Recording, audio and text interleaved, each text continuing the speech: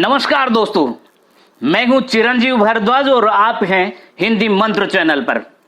दोस्तों, आप इस वीडियो के अंत तक बने रहें क्योंकि अंत में एक कहानी यह भी पाठ से संबंधित बोर्ड एग्जाम्स के लिए इंपॉर्टेंट क्वेश्चंस पर चर्चा करेंगे। और हाँ, आपने अभी तक अपने इस चैनल को सब्सक्राइब नहीं किया है तो जरूर करें। एक कहानी यह भी कि पार्ट 1 में हमने पढ़ा कि मन्नू भंडारी के पिताजी बचपन में काली व दुबली होने के कारण उन्हें पसंद नहीं करते थे। बाद में उनकी बड़ी बहन सुशीला की शादी हो जाने के बाद और दोनों बड़े भाइयों के पढ़ाई के लिए बाहर जाने के बाद उनके पिताजी का ध्यान मन्नू भंडारी की ओर गया।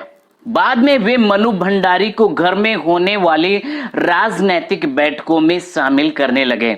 उनकी कॉलेज की प्राध्यापिका शीला अग्रवाल ने उन्हें यह सिखाया कि क्या पढ़ना चाहिए और क्या नहीं।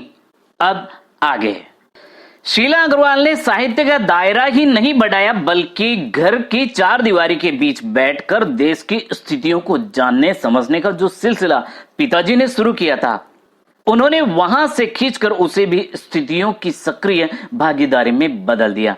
अर्थात मन्नू भंडारी सक्रिय होकर राजनीति में स्वतंत्रता आंदोलन में भाग लेने लगे। सन 46-47 के दिन वे स्थितियां, उसमें वैसे भी घर में बैठे रहना संभव था भला? प्रभात फेरियां, हड़तालें, जुलूस, भाषण, हर शहर का चरित्र था और पूरे दमखम और जोश खरोश के साथ इन सब से जुड़ना हर युवा का उन्माद। मैं भी युवा थी और शीला अग्रवाल की जोशीली बातों ने रगों में बहते खून को लावे में बदल दिया था। स्थिति यह हुई कि एक बवंडर शहर में मचा हुआ था और एक घर में, यानी एक तूफान शहर में मचा हुआ था और एक घर में क्या हुआ वे बताती हैं कि पिताजी की आजादी की सीमा यहीं तक थी कि उनकी उपस्थिति में घर में आए लोगों के बीच उठूं बैठूं, जानूं समझूं, हाथ उठा उठाकर नारे लगाती, हड़तालें करवाती, लड़कों के साथ शहर में सड़कें नापती लड़की को अपनी सारी आधुनिकता के बावजूद बर्दाश्त करना उनके लिए मुश्किल हो रहा था। किसी की दी हुई आजादी के दायरे में चलना मेरे लिए, यानी मन्नू भंडारी, किसी बंधन में नहीं बंधना चाहती थी। जब रगों में लहू की जगह लावा बहता हो तो सारे निषेध, सारी वर्जनाएं, यानी सारी रोक टोक और सारा भय कैसे ध्वस्त हो जाता है, नष्ट हो जाता है, यह तभी जाना। और अपने क्रोध से सबको थरथरा देने वाले पिताजी से टक्कर लेने का जो सिलसिला तब शुरू हुआ था, राजेंद्र से शादी की, तब तक चलता ही रहा। मन्नू भंडारी आगे कहती हैं कि यश कामना कहूं बल्कि कहूं कि यश लिप्सा पिताजी की सबसे बड़ी दुर्बलता थी, सबसे बड़ी कमजोरी थी। यानी वे अपने लिए यश अर्थात इज्जत चाहते थे और उनके जीवन की धुरी का सिद्धांत कि व्यक्ति को कुछ विशिष्ट बनकर जीना चाहिए, कुछ खास बनकर के जीना चाहिए, कुछ ऐसे काम करने चाहिए कि समाज में उसका नाम हो, सम्मान हो, प्रतिष्ठा हो, वर्चस्व हो, अर्थात दबदबा हो। इसके चलते मैं एक बार उनके कोप यानी उनके गुस्से से बच गई थी। एक बार कॉलेज से प्रिंसिपल का पत्र आया कि पिताजी आकर मिलें और बताएं कि मेरी गतिविधियों के कारण, मेरी एक्टिविटीज के कारण मेरे खिलाफ अनुशासनात्मक कार्रवाई क्यों न की जाए। पत्र पढ़ते ही पिताजी आग बबूला हो गए, अर्थात गुस्सा हो गए।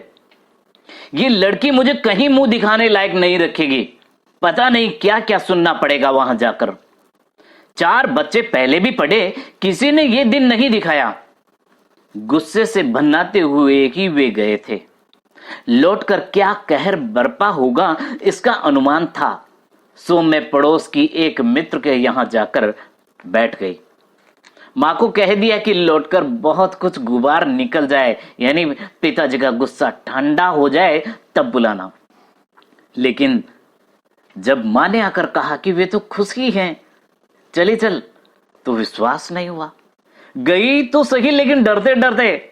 सारे कॉलेज की लड़कियों पर इतना रोब है तेरा, सारा कॉलेज तुम 3 लड़कियों के इशारे पर चल रहा है। प्रिंसिपल बहुत परेशान थी और बार बार आग्रह कर रही थी कि मैं तुझे घर पर बिठा लूं, क्योंकि वे लोग किसी तरह डरा धमकाकर डांट डपट कर लड़कियों को क्लासों में भेजते हैं, और अगर तुम लोग एक इशारा कर दो कि क्लास छोड़कर बाहर आ जाओ तो सारी लड़कियां निकलकर मैदान में जमा होकर नारे लगाने लगती हैं। तुम लोगों के मारे कॉलेज चलाना मुश्किल हो गया है उन लोगों के लिए। कहां तो जाते समय पिताजी मुंह दिखाने से घबरा रहे थे, और कहां बड़े गर्व से कहकर आए कि ये तो पूरे देश की पुकार है, इस पर कोई कैसे रोक लगा सकता है भला। बेहद गदगद स्वर में पिताजी यह सब सुनाते रहे और मैं अवाक उनको देखती रही। मुझे न अपनी आंखों पर विश्वास हो रहा था न अपने कानों पर यह हकीकत थी। एक घटना और, आजाद हिंद फौज के मुकदमे का सिलसिला था। सभी कॉलेजों, स्कूलों, दुकानों के लिए हड़ताल का आह्वान था। जो नहीं कर रहे थे, छात्रों का एक बहुत बड़ा समूह वहां जाकर हड़ताल करवा रहा था। शाम को अजमेर का पूरा विद्यार्थी वर्ग चौपड़ पर इकट्ठा हुआ, जो अजमेर का मुख्य चौराहा है, और फिर हुई भाषणबाजी। इस बीच पिताजी के एक निहायत दकियानुसी मित्र, एक बिल्कुल ही पुराने विचारों के मित्र घर आकर अच्छी तरह पिताजी की लू उतारी, अर्थात इज्जत उतारी। कैसे? अरे उस मन्नू की तो मत मारी गई है, पर भंडारी जी आपको क्या हुआ? सब ठीक है, आपने लड़कियों को आजादी दी, पर देखते आप जाने कैसे कैसे उल्टे सीधे लड़कों के साथ हड़तालें करवाती, हुड़दंग मचाती फिर रही है वह। हमारे आपके घरों की लड़कियों को शोभा देता है ये सब? कोई मान मर्यादा, इज्जत, आबरू का ख्याल भी रह गया है आपको या नहीं? वे तो आग लगाकर चले गए और पिताजी सारे दिन भभकते रहे। बस अब यही रह गया है कि लोग घर आकर थू थू करके चले जाएं। बंद करो अब इस मन्नू का घर से बाहर निकलना। इस सबसे बेखबर मैं रात होने पर घर लौटी तो पिताजी के एक बेहद अंतरंग और अभिन्न मित्र, यानी बहुत ही घनिष्ठ मित्र ही नहीं, अजमेर के सबसे प्रतिष्ठित और सम्मानित डॉक्टर अंबालाल जी बैठे थे। मुझे देखते ही उन्होंने बड़े गर्मजोशी से स्वागत किया। आओ आओ मन्नू, मैं तो चौपड़ पर तुम्हारा भाषण सुनते ही सीधा भंडारी जी को बधाई देने चला आया। I am really proud of you. क्या तुम घर में घुसे रहते हो भंडारी जी? घर से निकला भी करो। You have missed something. और वे धुआंधार तारीफ करने लगे। वे बोलते जा रहे थे और पिताजी के चेहरे का संतोष धीरे धीरे गर्व में बदलता जा रहा था। भीतर जाने पर माँ ने दोपहर के गुस्से वाली बात बताई तो मैंने राहत की सांस ली। मनु भंडारी आगे कहते हैं कि आज पीछे मुड़कर देखती हूँ तो इतना समझ में आता है, क्या तो उस समय मेरी उम्र थी और क्या मेरा भाषण रहा होगा। ये तो डॉक्टर साहब का स्नेह था जो उनके मुंह से प्रशंसा बनकर बह रहा था। या ये भी हो सकता है कि आज से 50 साल पहले अजमेर जैसे शहर में चारों ओर से उमड़ती भीड़ के बीच एक लड़की का बिना किसी संकोच और झिझक के यूं धुआंधार बोलते चले जाना ही इसके मूल में रहा होगा। यानी उस समय में एक लड़की एक बीच चौराहे पर इतनी भीड़ के बीच में बोल रही है, ये भी उनके लिए कम बात नहीं थी। पर पिताजी कितनी तरह के अंतर विरोधों के बीच जीते थे। अंतर विरोध अर्थात मन की भावनाओं में विरोध होता रहता था। एक और विशिष्ट बनने और बनाने की प्रबल लालसा, तो दूसरी ओर अपनी सामाजिक छवि के प्रति भी उतनी ही सजगता। यानी वे चाहते थे कि कुछ खास बने, कुछ खास बनकर जिए, लेकिन किसी भी कारण से उनकी सामाजिक छवि भी खराब नहीं हो। पर क्या यह संभव है? क्या पिताजी को इस बात का बिल्कुल भी एहसास नहीं था कि इन दोनों का तो रास्ता ही टकराव का है? मनु जी आगे कहती हैं कि सन 47 के मई महीने में शीला अग्रवाल को कॉलेज वालों ने नोटिस थमा दिया, लड़कियों को भड़काने और कॉलेज का अनुशासन बिगाड़ने के आरोप में। इस बात को लेकर हुड़दंग न मचे, इसलिए जुलाई में 3rd ईयर की क्लासेस बंद करके हम 2-3 छात्रों का प्रवेश निषिद्ध कर दिया, अर्थात प्रवेश रोक दिया, प्रवेश के लिए मना कर दिया। हुड़दंग तो बाहर रहकर भी इतना मचाया कि कॉलेज वालों को अगस्त में आखिर 3rd ईयर खोलना पड़ा। जीत की खुशी पर सामने खड़ी बहुत बहुत बड़ी चिर प्रतीक्षित खुशी के सामने ये खुशी बिला गई।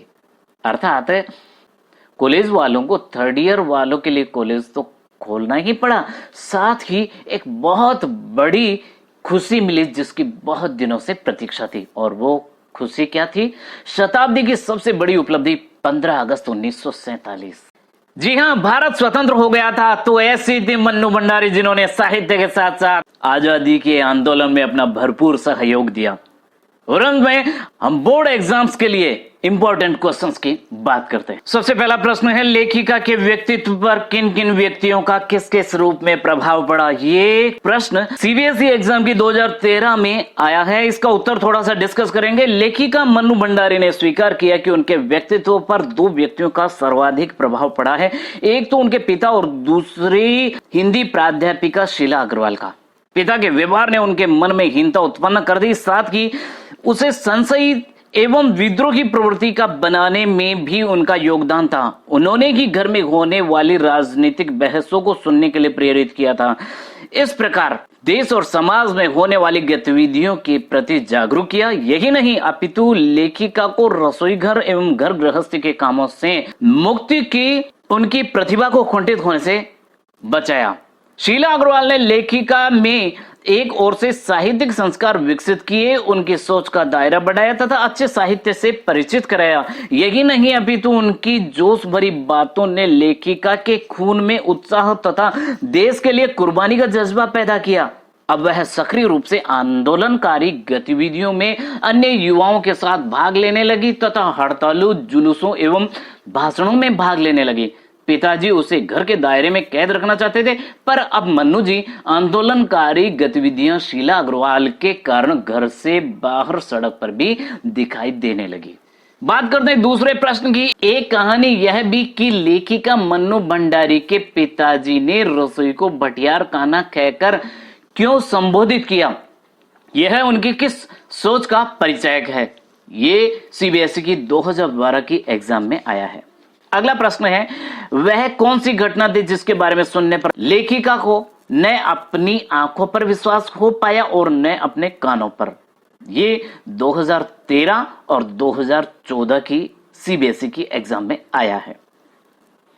अगला प्रश्न है, लेखिका मन्नू भंडारी का अपने पिता से वैचारिक टकराहट का सिलसिला कब से और क्यों चला? ये प्रश्न 2013 और 2014 में आया है। और अंतिम इंपॉर्टेंट क्वेश्चन है, स्त्री होने के बाद भी लेखिका के लिए मां का त्याग आदर्श क्यों नहीं बन पाया?